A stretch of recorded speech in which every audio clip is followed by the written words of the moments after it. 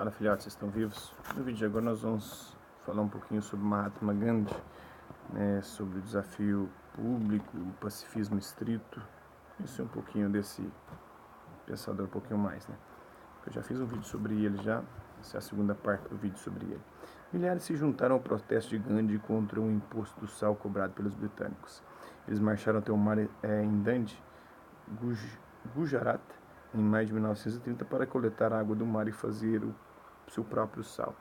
Gandhi acreditava que os meios não violentos usados para atingir um fim eram tão importantes quanto o próprio fim.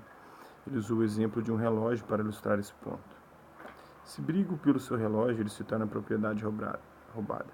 Se peço que me dê seu relógio, ele se torna uma doação. Se pago por seu relógio, ele se torna minha propriedade. Então, tem essa questão, né? Se eu brigo por seu relógio, eu te tomo, eu estou te roubando.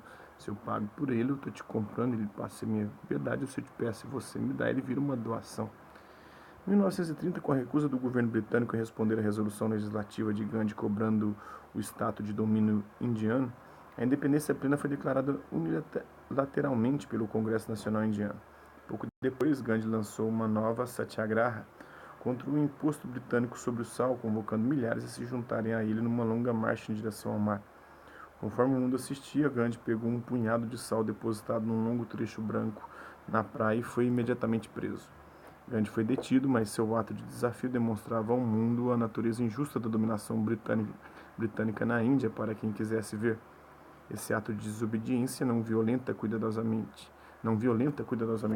orquestrado, começou a chacoalhar o poder do Império Britânico sobre a Índia.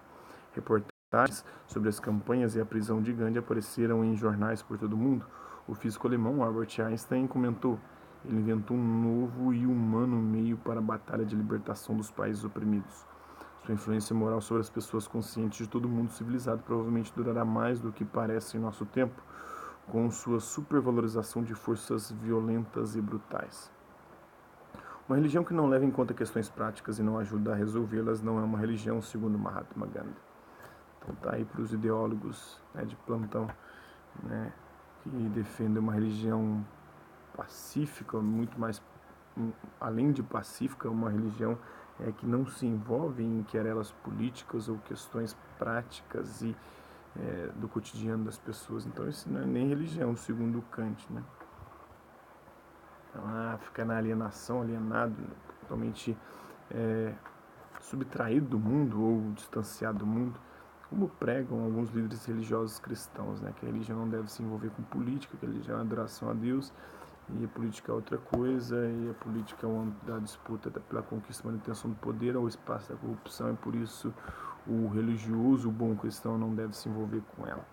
Apesar que isso tem mudado, mas aí essa direita, que muitas vezes defendeu isso, essa alienação religiosa, hoje defende uma alienação religiosa política. Pacifismo estrito. No entanto, a confiança absoluta de Gandhi em sua doutrina de não violência parecia, às vezes, desequilibrada quando aplicada aos conflitos que vinham à tona por todo o mundo, e por isso recebeu críticas de várias frentes. A perseverante autopenalização parecia exigir, às vezes, um suicídio em massa, como mostrado pelo seu pedido às lágrimas ao vice-rei britânico na Índia para que abandonassem as armas e se opusessem aos nazistas apenas com a força espiritual. Mais tarde, criticou os judeus que tentaram escapar do Holocausto ou reagiram à repressão alemã, dizendo: os judeus deveriam ter se oferecido à faca do açougueiro, deveriam ter se atirado dos rochedos ao mar. Isso teria provocado o mundo e o povo alemão. Ele também recebeu críticas da esquerda quando o jornalista marxista britânico Rajani Palmdutt o acusou de usar os princípios mais religiosos da humanidade e o amor para disfarçar seu apoio à classe dos proprietários. Enquanto isso, o primeiro-ministro britânico Winston Churchill tentava desqualificá-lo como um fakir meio pelado. Todo mundo ia descer um pau nele, né? Formas de protesto não violentas, desde bloquear ruas até o boicote de produtos, tornaram-se métodos populares e poderosos de desobediência civil no mundo político atual. Apesar de que são questionados hoje pela direita, né, como bloquear ruas, o boicote até que não, eles defendem o livre mercado, então se você boicotar é até uma estratégia bem interessante, mas bloquear a passagem sem usar a violência, mas bloqueando é uma coisa que eles condenam, porque é um tipo de protesto muito feito pela esquerda.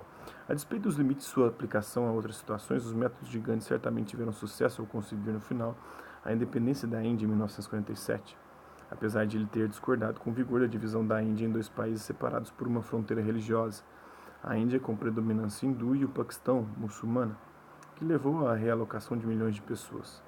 Logo após a divisão, Gandhi foi assassinado por um nacionalista hindu que o acusou de favorecer os muçulmanos. A Índia, que hoje se industrializa rapidamente, nada tem a ver com o romantismo e o ascetismo rural dos ideais políticos de Gandhi.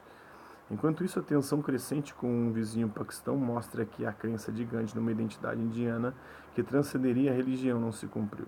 O sistema de castas, ao qual Gandhi se opunha abertamente, ainda mantém um braço forte sobre a sociedade indiana. Mas a Índia continua um Estado democrático secular, o que vai de encontro à crença fundamental de Gandhi, de que somente através de meios pacíficos se pode criar um Estado justo. Seu exemplo e seu método foram adotados por ativistas em todo o mundo, inclusive pelo líder de direitos civis, o Martin Luther King, que deu a Gandhi o crédito inspirador de seu movimento de resistência pacífica às leis racistas nos Estados Unidos entre as décadas de 50 e 60. Cristo deu-nos as metas e Mahatma Gandhi as táticas, segundo Martin Luther King. Então, espero que vocês tenham gostado do vídeo. Quem curtiu, dá um like. Quem não curtiu, dá um dislike. Quem se interessar pelo conteúdo do canal, é só se inscrever, ativar o sininho e aguardar os próximos vídeos e as próximas notificações. Deixe também seus comentários, dizendo o que você tem achado dos vídeos, sugestões de temas e assuntos para serem abordados em vídeos posteriores. É isso aí. Hasta la vista, babies. Até a próxima.